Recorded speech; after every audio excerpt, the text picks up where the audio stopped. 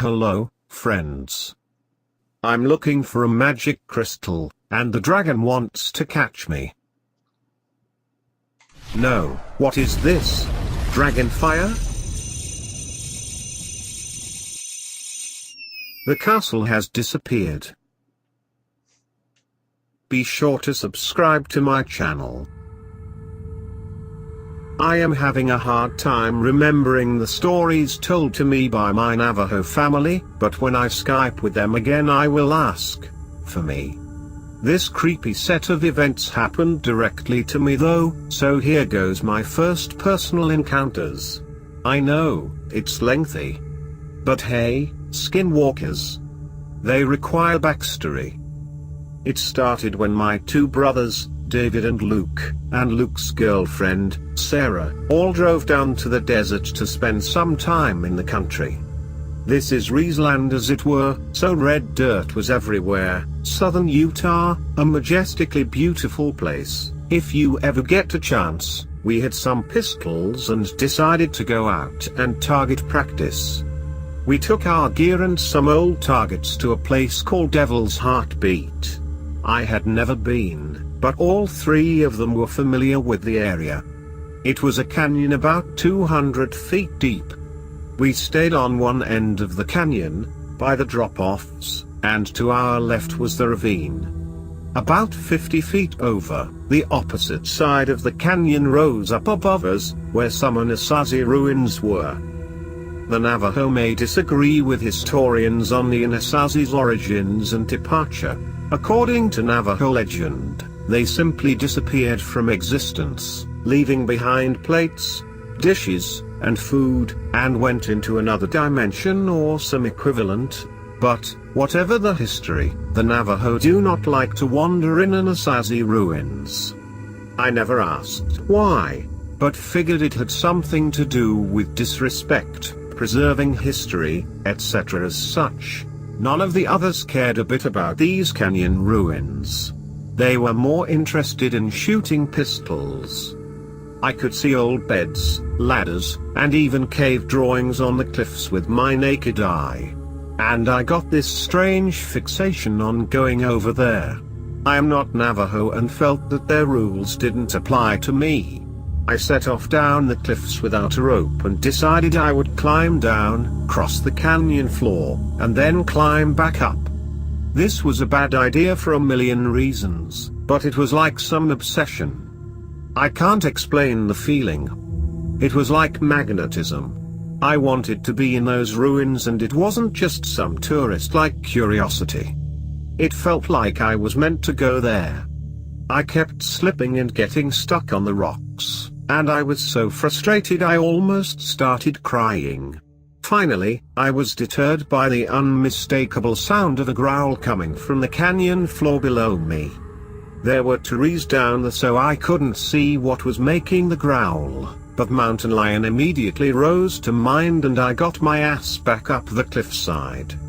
I said nothing to the others, and we shot the guns for a while. The only other strange occurrence was while Sarah was aiming, things got eerily quiet. We all heard a sound from behind us, maybe 20 feet away. It was almost a growl, then a hoarse laugh, almost like a lion, and then a hyena. We had a clear view of the entire area and there was nothing there, certainly not on the cliff tops where we heard it anyway.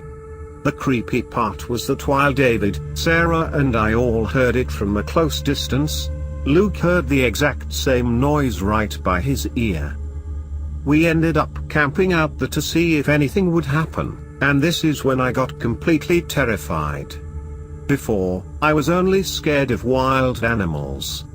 We had guns though and were sleeping with no bags or tents, just some blankets under the stars and a little fire, so I felt safe when we all laid down. I fell asleep pretty quickly but woke up a few hours later to see everyone else laying with their eyes open wide, listening. The canyon was completely full of noises.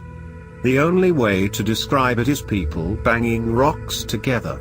There would be one set maybe 300 yards away, then another clacking 200 yards away, and then 50 yards away. The canyon echoes, so it was hard to tell exactly how many rock smacking rock noises there were, but they sounded like Morse code. We listened to this for maybe 10 minutes. No other animal noises, no nothing. Finally, David, who is kind of the hardest and the least superstitious of his family, shouted, "Shut up." And everything immediately stopped. My heart was in my throat.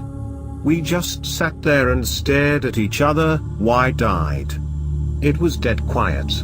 And then we heard another super weird noise from the Anasazi ruins. I don't know how to explain this one either, but it sounded kind of like a zebra noise. Like these squeaky trills. It got louder, and then the rocks/sticks/whatever started up again. But this was worse because now other animal noises came.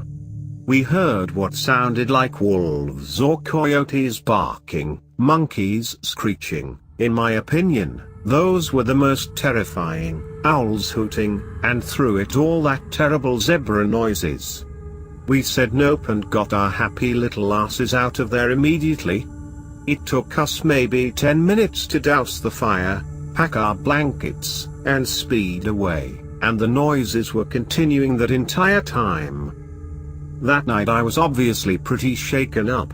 Before I could fall asleep again, my Navajo mother came and sat by me, and said that she could tell I had a rough day. We hadn't mentioned the creepy shit, to avoid a lecture about fucking with the spirits. She asked me about it, and I ended up spilling my guts about not seeing the canyon ruins. It was something personal, it felt like. I wanted to go there. Why couldn't I go there? It would have been beautiful. After I told her all about it, I could see that she had a really concerned look on her face. "What is it?" I asked, totally confused, and she explained something I had no idea about. The spirits in the ruins like to lure people up. When they get up on the ground, the spirits push them off. That's why we don't go there. I remained creeped out for the remainder of the visit. The town has a public accessible kiva, kind of a tourist trap for a little podunk place, but since I didn't see the ruins up close I went down into the kiva. And I went alone, as of course, my superstitious family refused to enter other natives' dwellings. I figured that nothing could push me off a cliff if I was in a kiva. I was right, but something even worse happened. Fast forward to a few weeks later. I worked at a shitty call center in Salt Lake City, third shift. It was my first night alone and I was feeling jumpy ever since the kiva. My brothers already warned me that I had a skinwalker following me, but I, of course, didn't believe it. I don't smoke, but I followed my co-workers out for smoke breaks because I like to chat. Tonight, I lurked in the doorway because I had this horrible cloud of dread hanging over me. I was peeping out the glass door and being a total weirdo. It hit me then how paranoid I had been. That's what skinwalkers do, they mess with your mind.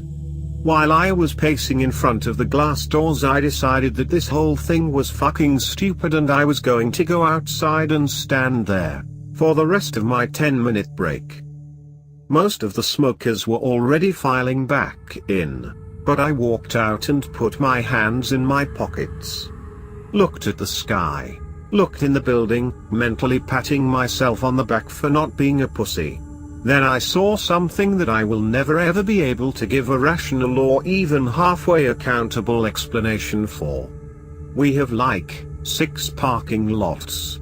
In one of the lots far away from me, maybe 100 feet, I could see something walking. It was a dog, obviously, but it was almost limping and walked like it was tired or hurt. Animal lover, I forgot all about skinwalkers and I started walking toward it, making the TCH camera doggy noises. And then I stopped abruptly. The dog had the body form of a greyhound, and it was grey, but there was something very wrong with it. It had bloody legs and limped, but it walked more as a person would on feet and hands. Its butt was moving to and fro, if that makes any sense. When it heard me, it just stopped without turning, something I've never known any dog to do, and finally, it looked over its shoulder at me, and this is the freaky part. This dog was looking at me the way a person does. It had huge eyes, way too big for a greyhound, and its teeth were bared like it was considering biting me. Then it growled, but it was like a whistle, growl. Noises no regular animal makes. It almost sounded like it wanted to talk to me or was taunting me. Somehow in the middle of all this, I realized it didn't have a tail, and I'd heard from all the Navajo stories that skinwalkers, when they appear as animals, don't have tails. Forgetting all logic and rationality, I turned and jetted. I didn't look back until I was back inside the building and had pulled the doors shut behind me, and by then when I looked, of course, the fucking thing was gone. When I described this to my brothers, they were absolutely sure it was a skinwalker, and they went through the trouble of blessing me, my apartment, them, and their apartments. I never saw the creepy bloody dog again, and I have never since even slightly wanted to visit Cliff Ruins.